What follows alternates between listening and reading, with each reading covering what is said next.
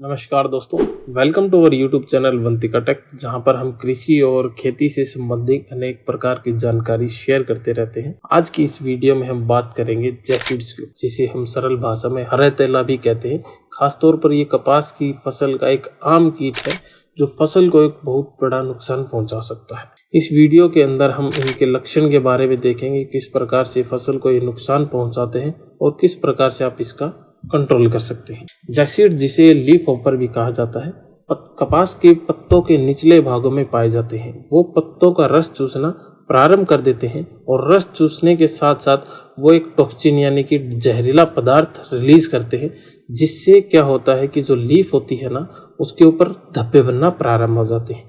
पत्तियां पीली पड़ना दिखाई देने लगती है और साथ साथ में जो पत्तियां होती हैं वो कर्लिंग यानी कि एक मुड़ना प्रारंभ कर देती है, यानी कप नुमा शेप वो लेना स्टार्ट कर देती हैं। अक्सर आपने देखा होगा जो कपास के पौधे होते हैं उसके जो पत्ते हैं वो ऊपर की तरफ मुड़ना स्टार्ट हो जाते हैं, नीचे कई जगह पर ब्लैक ब्लैक से स्पॉट भी दिखाई देते हैं। इन सब सिम्टम से आप पहचान सकते हैं कि आपकी फसल के अंदर जैसिड्स का अटैक हुआ है, जिससे कपास की ग्रोथ यानी कि विकास उसका रुक जाता है और उत्पादन में कमी आती है कई जगह पर, जिसके कारण से जो पौधे होते हैं उनके फूल भी झड़ना प्रारंभ हो जाते हैं। किसान साथियों, आपके साथ एक बात जरूर शेयर करना चाहिए। अक्सर हम देखते हैं कि ये इतने जैसिड्स हमारी फसल के अंदर आते कहाँ से। इसके कुछ कारण हैं, जैसे कि कई बार क्या होता है, जो हमारे कपास के जो पौधे होते हैं उसकी अधिक ऊंचाई हो जाती है, या फिर ज़्यादा खाद हम फसल के अंदर डाल देते हैं, जिससे क्या होता है पौधे कुछ पदार्थ निकालने के लिए एक विशेष गंध छोड़ता है, जो कि जैसिड्स और अन्य कीट को आकर्षित करती है, जिससे कि पौधे की हाइट को और उसके अंदर जो एक्स्ट्रा न्यूट्रिएंट्स हमने सप्लाई कर दिए गए हैं उनको कंट्रोल किया जा सके। इसके अलावा मौसम भी एक कारण रहता है, जिसके कारण से फसल के अंदर जैसिड्स आते हैं। जहां पर ज़्यादा लंबे समय तक रिलेटिव ह्यूमिडिटी मेंटेन रहेगी, यानी कि नमी ज़्यादातर मौसम के अंदर रहेगी, या फिर ज़्यादा सूखा की जहां प्रॉब्लम है वहां पर आप जैसिड्स का अटैक देखने को मिलेगा और जिससे उनकी संभावना बढ़ जाती है। अब किसान साथियों, जब भी आप अपने खेत में जाएं, अपनी कपास की फसल को देखें, तो उसका पत्ता पलटकर जरूर देखिएगा कि वहां पर कीट की मात्रा कितनी है। सपोज अगर 2, 4, 5, 7 अगर आपकी फसल के अंदर जैसिड्स की प्रॉब्लम है, मच्छर दिखाई देते हैं, तो कोई ज़्यादा टेंशन वाली बात नहीं है। अगर मान लीजिए मात्रा 20, 22, 25 से ऊपर हो गई, एक लीफ की मैं बात कर रहा हूँ, एक लीफ के ऊपर दिख रही है, 1-2 पेड़ पे दिख रही है, या फिर पूरी फसल के अंदर जो पत्ते हैं वो पलटना स्टार्ट हो गए हैं, ऊपर की तरफ पूरी फसल के पत्ते ऊपर की तरफ हो गए हैं, तब आप कह सकते हैं कि आपको यहाँ पर जैसिड्स को कंट्रोल करने के लिए इंसेक्टिसाइड्स की ज़रूरत है। अब बात करें किसान साथियों, आप कौन कौन सी इंसेक्टिसाइड्स इसके अंदर यूज़ कर सकते हैं। वैसे तो जैसिड्स को कंट्रोल करने के लिए बहुत सारी मार्केट्स में दवाइयाँ अवेलेबल है, आप किसी भी दवाई का प्रयोग कर सकते हैं। लेकिन बात करें किसान साथियों कौन सी दवाइयाँ अच्छी रहेंगी, तो मैं आपसे कहूँगा कि 2 दवाइयाँ हैं मेनली जो आप इनिशियली स्टेज के ऊपर यूज़ कर सकते हैं, जो कि हमारी पसंदीदा है। सबसे पहले एक आती है FMC की रागोर, जिसके अंदर 30% डायमिथाइड है।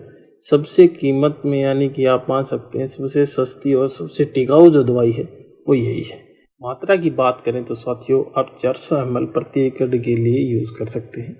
इसके अलावा दूसरा विकल्प है कन्फिडोर सुपर। कन्फिडोर सुपर एक बहुत अच्छी दवाई है, जो कि आप 60 ml से 80 ml प्रति एकड़ के हिसाब से अपने खेत के अंदर यूज़ कर सकते हैं। इसके अलावा किसान साथी अगर थोड़ी सी क्वांटिटी आपको ज़्यादा या हैवी डोज लेनी है हल्की सी, तो आप उलाला यूज़ कर सकते हैं, अलीका सिजेंटा की जो आती है उसको यूज़ कर सकते हैं, धानुका की सुपर डी यूज़ कर सकते हैं। इन कोशिश कीजिए कि स्टार्टिंग में आप सस्ती और लाइट दवाई का ही प्रयोग करें, वो सबसे बेस्ट ऑप्शन रहेगा। महंगी और लंबे समय तक काम करने वाली दवाइयों और सेल्स पर्सन से सावधानी से रहें। इनमें कोई ऐसी दवाई नहीं है साथियों जो कि कह दे कि 1 महीने 2 महीने बीमारी नहीं आएगी, ऐसी कोई दवाई नहीं होती है। और अगर आपकी फसल के अंदर ज़्यादा प्रकोप नहीं है तो आपको दवाई भी डालने की ज़रूरत नहीं है। सपोज मान लीजिए बारिश आ जाती है तो कुछ हद तक ये जो जैसिड्स है ये अपने आप बारिश से धुल जाएंगे, आपको किसी भी प्रकार से कोई दवाई डालने की ज़रूरत ही नहीं है। दूसरी चीज़, जब आप दवाई का स्प्रे करें, हाथ से गिरें या फिर पंप से करें, तो कोशिश कीजिए कि जो दवाई है इस प्रकार से अप्लाई कीजिए कि जो पत्ते के नीचे की तरफ पर भी लगे। ऐसा नहीं कि ऊपर ऊपर की तरफ से आपने दवाई मार दी, उसमें एक अच्छा रिजल्ट आपको नहीं मिलेगा। आप दवाई यूज़ कर रहे हैं तो इस तरीके से करें कि पौधे के चारों तरफ फाड़ दे उस पौधे को, ताकि उसके चारों तरफ या पौधे के अच्छी तरह से वो दवाई लगे, ताकि आपकी जो बीमारी है, जिस चीज़ के लिए आप यूज़ कर रहे हैं, वो अच्छे से कंट्रोल हो पाए। किसान साथियों, अगर आपको जानकारी अच्छी लगी तो आप वीडियो को लाइक और शेयर करना बिल्कुल मत भूलिएगा। और अगर आप हमारे चैनल पर पहली बार आए हैं तो चैनल को भी सब्सक्राइब कर दीजिएगा प्लीज़। दोस्तों, हमारी कपास से जुड़ी अनेक वीडियो की एक प्लेलिस्ट है, आप वो भी जाकर देख सकते हैं। अगर आपका कोई प्रश्न या कोई सुझाव है तो आप हमें नीचे कमेंट कर सकते हैं। जल्दी से जल्दी हम आपका रिप्लाई करने की कोशिश करेंगे। मिलते हैं अगली वीडियो में एक नए टॉपिक के साथ। तब तक के लिए धन्यवाद।